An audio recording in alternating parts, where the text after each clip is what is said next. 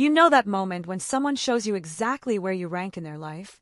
When they spell it out so clearly that there's no room for interpretation. No second guessing. That happened to me 6 months ago. And what I did next shocked everyone who knew us. But I'm getting ahead of myself.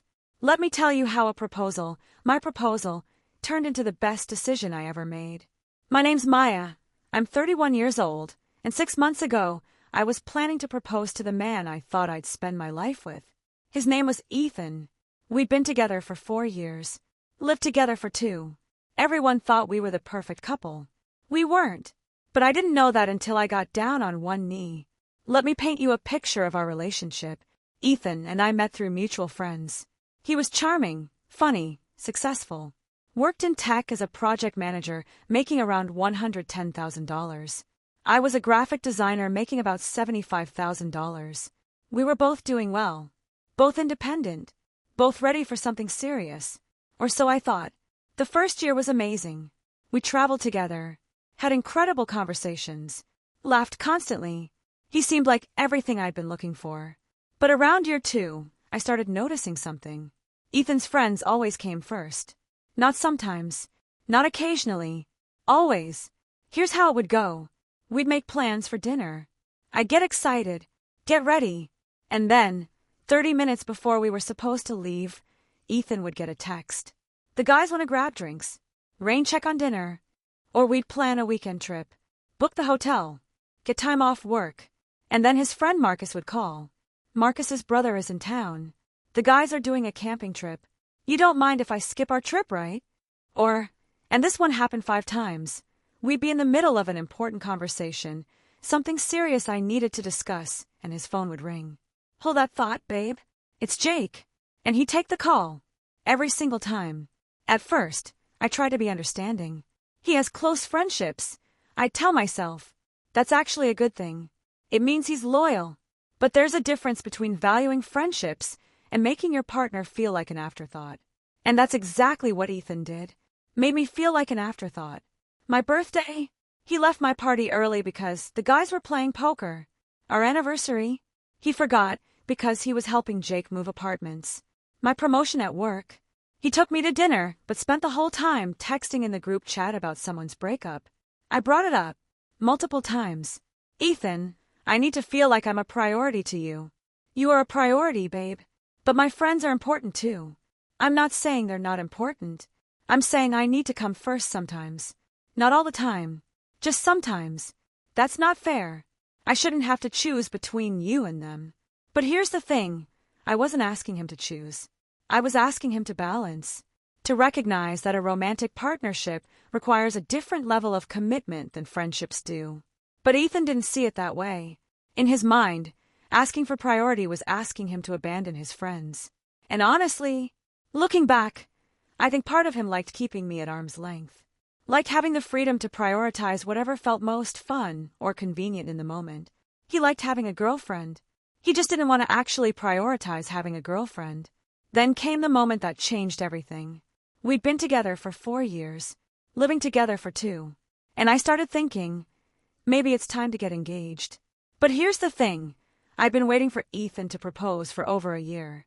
Dropping hints, pointing out rings, having conversations about marriage and our future. Nothing.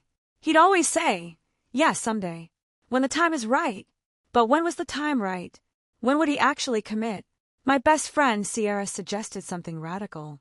Why don't you propose to him? I laughed. Women don't usually propose.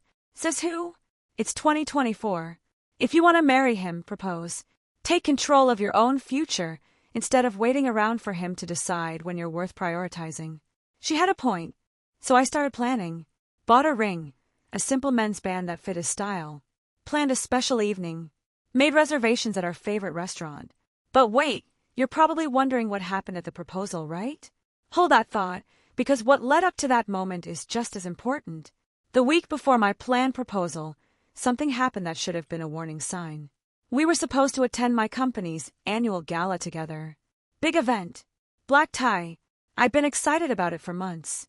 Bought a new dress. Ethan had agreed to come. The day of the gala, Ethan came home from work and said, "So Marcus is having people over for the fight tonight. I know we have your work thing, but this is a pretty big deal. McGregor's fighting. Can we skip the gala? I stared at him. Ethan, this is my company's most important event of the year.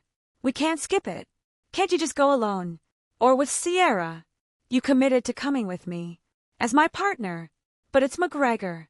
I don't care if it's the Super Bowl. You made a commitment to me. And I need you there. He was annoyed.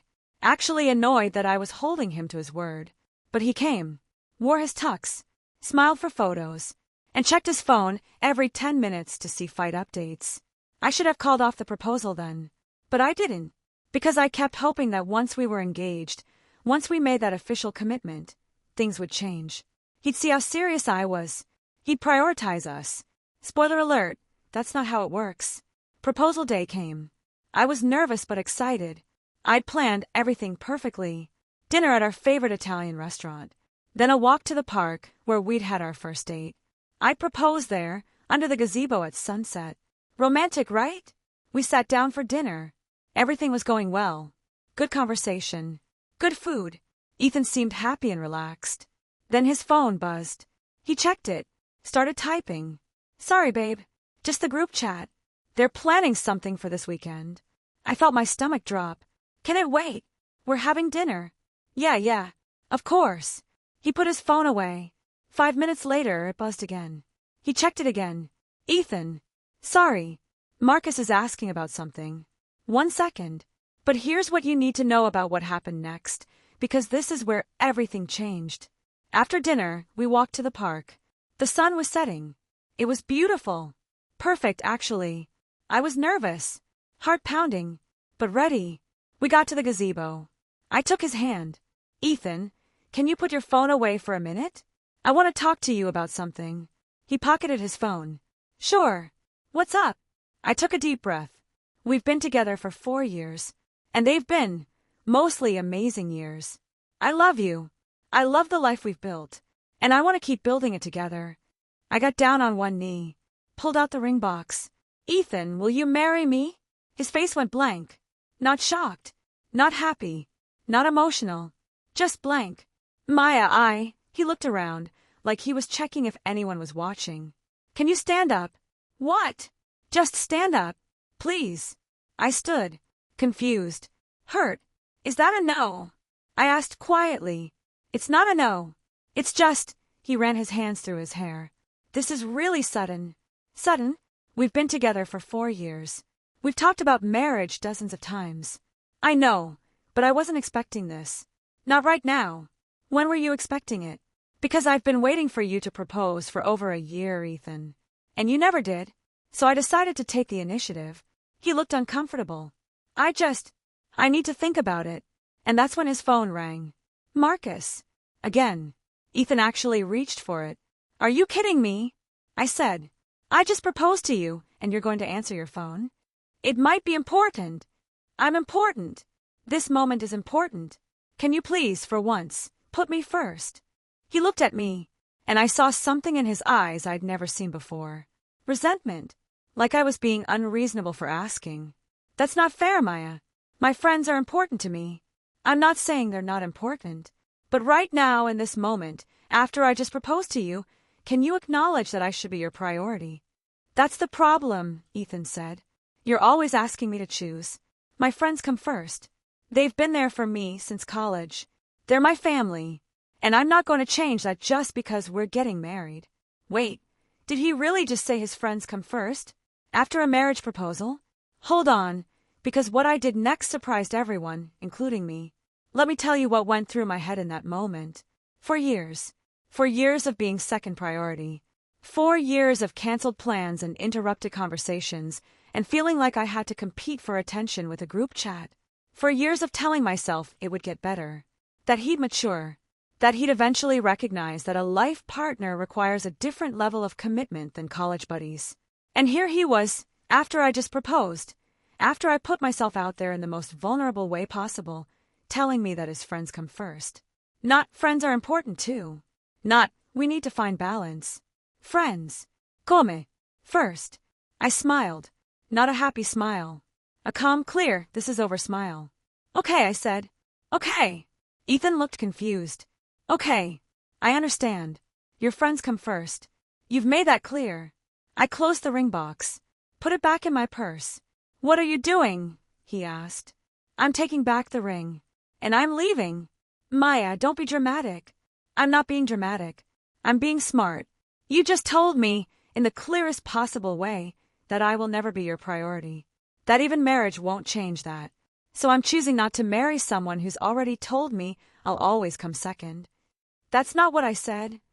Oh, but it was exactly what he said. And you won't believe what happened when I started walking away. That's exactly what you said, I interrupted. Word for word. My friends come first. So thanks for the clarity. Really, you just saved me from making the biggest mistake of my life. I started walking away. Maya, wait. No, I'm done waiting.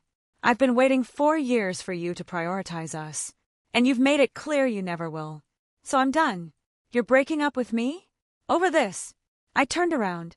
I'm breaking up with you because you just told me that even if we get married, I'll still be competing with your friends for your attention. And I deserve better than that. You're being crazy. No, I'm being self-respecting. There's a difference. Okay, real talk. Drop a comment right now. Did I overreact? Would you have walked away? And where are you watching from? I need to know what people think about this. I walked away, left him standing in that gazebo, alone, and I didn't look back. The walk home was surreal. I felt numb, shocked, but also clear.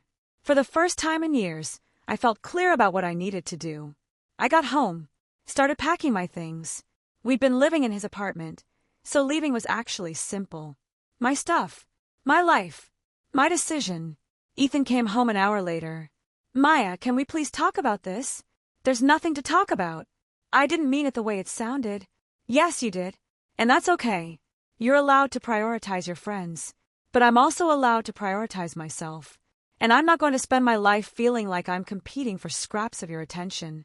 Where are you going to go? Sierra's. Until I find my own place. You're really doing this?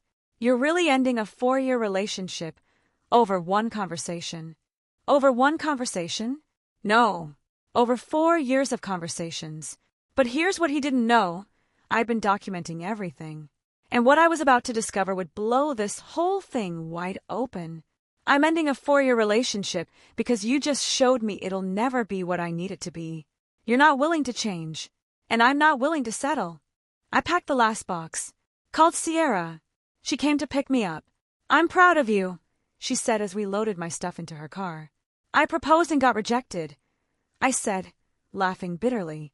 Not sure that's something to be proud of. You respected yourself enough to walk away from someone who didn't value you. That's absolutely something to be proud of. The next few weeks were hard. Ethan called, texted, sent messages through mutual friends. The messages followed a pattern. First anger. You're being ridiculous. You threw away 4 years over nothing. Then bargaining. What if we do couples therapy? What if I make more effort? Then guilt. You're breaking my heart. How can you just walk away from what we had?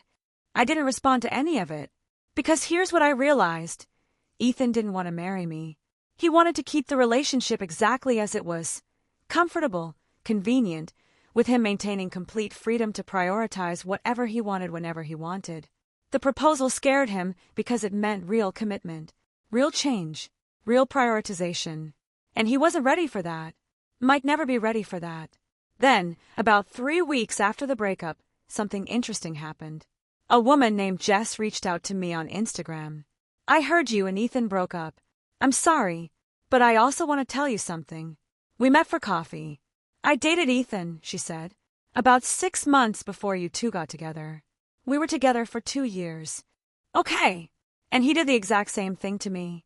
Always prioritizing his friends. Always making me feel like I was interrupting. I broke up with him because I felt like I was dating him and his entire friend group. My stomach sank. He told me you two just weren't compatible. We weren't compatible because he wasn't capable of prioritizing a relationship. Has he changed at all? No, I said quietly. He hasn't. Then you made the right choice leaving. But wait, it gets even more revealing. Because 3 more women reached out with similar stories. And what they told me made me realize something huge. Over the next month, 3 more women reached out. all exes of Ethan's friends from the group. And they all had the same story.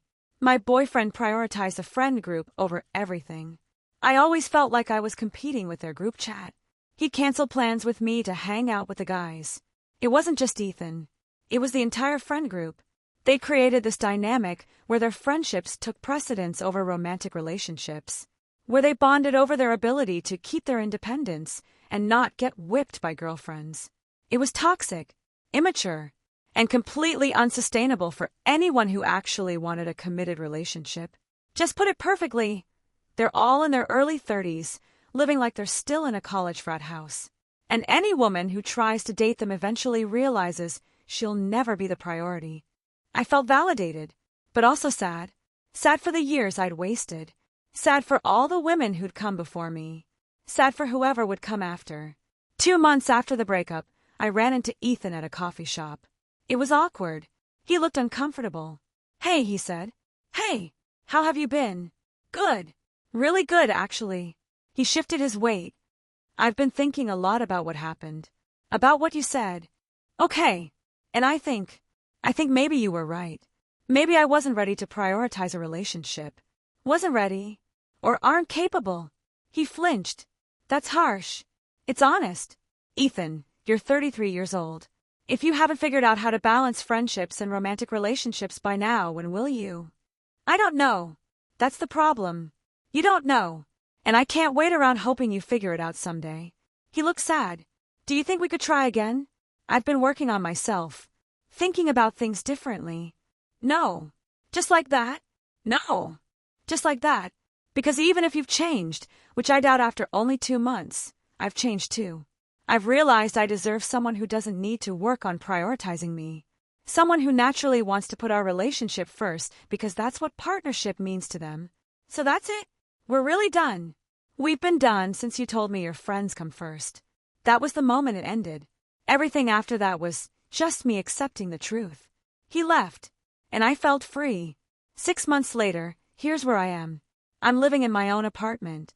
A beautiful 1-bedroom that I decorated exactly how I want it.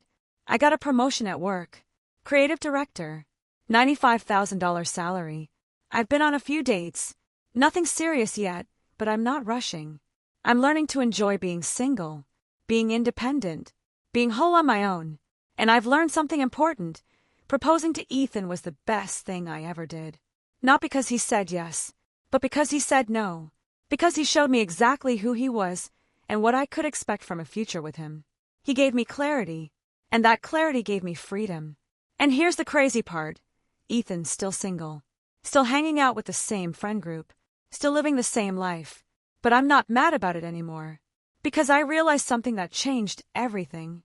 I realized that I'd spent 4 years trying to earn priority status with someone who was never going to give it to me. Not because I wasn't enough, but because he was fundamentally unwilling to structure his life around partnership. And that's okay. That's his choice. But it's also my choice to walk away from that. To choose myself. To refuse to settle for someone who makes me feel like I'm competing for attention. Here's what I want people to understand. If someone tells you their friends come first after you propose to them, believe them. That's not nervousness. That's not cold feet. That's them telling you exactly where you rank. And you deserve to rank first. Not always. Not in every single moment. But in the big picture. In the overall priority structure of your partner's life. A healthy relationship has balance. Yes, friends are important. Family is important. Work is important. Hobbies are important. But your partner should be the priority. The person you build your life around. The one you show up for first. If that's not happening, no amount of hoping or waiting or proposing will change it. I proposed to Ethan because I loved him and wanted a future together. He said friends come first. And I smiled, took back the ring, and walked away forever. Best decision I ever made. Because now I'm free to find someone who doesn't make me question my worth. Someone who chooses me without hesitation. Someone who understands that partnership means priority. Ethan wasn't that person. And honestly, I don't think he ever will be. But I am that person. I prioritize myself now. And I'll only let someone into my life who prioritizes me back. I'm Maya. I'm 31 years old. I proposed to my boyfriend of 4 years, and he told me his friends come first. So I took back the ring and walked away. And I've never looked back.